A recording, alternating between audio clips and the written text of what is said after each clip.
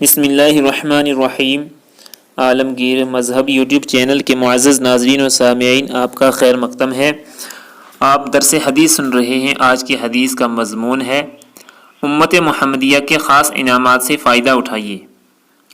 حضور صلی اللہ علیہ وسلم کا ارشاد ہے، میری امت کو رمضان شریف کے بارے میں 5 چیزیں مخصوص طور پر دی گئی ہیں جو پہلی امتوں کو نہیں ملی ہیں۔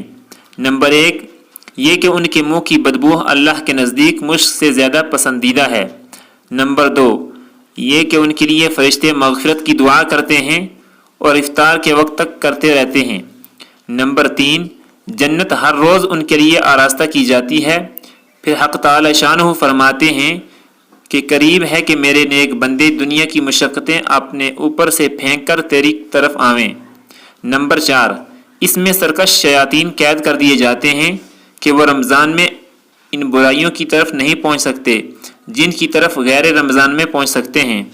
نمبر 5، رمضان کی آخری رات میں روزہ داروں کے لیے مغفرت کی جاتی ہے۔